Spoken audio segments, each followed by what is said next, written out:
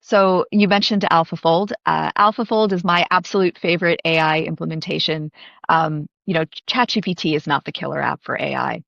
Biotech is the killer app for AI, and we're going to be seeing this. Absolutely. So just to like sharpen a little bit what you said here about AlphaFold. So AlphaFold is an algorithm. There are many of these algorithms. AlphaFold is the most famous one from DeepMind, which is currently a Google company that will predict a protein's structure from its sequence.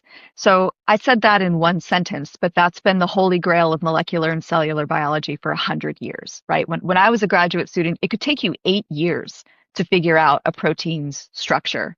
Yes. And now what AlphaFold does is it makes predictions. Just like with anything you do with AI, you have to go check. But if that moves you 7 years faster down that innovation pipeline, that's fantastic.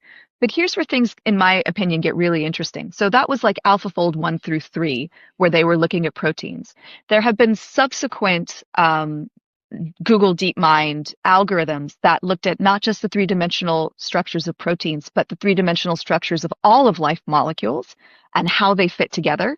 If that sounds like a drug discovery bonanza to you, you're right. That's exactly the kind of thing we're thinking about there. But then they also came up with another algorithm called AlphaProteo, which will design entirely new proteins from scratch. So again, like looking beyond what nature's already done.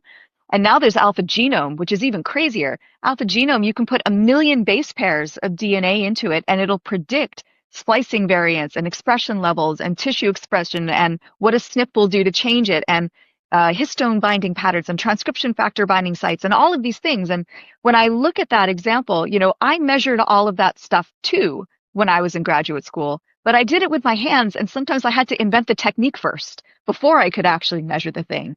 And now there's an app for that, right?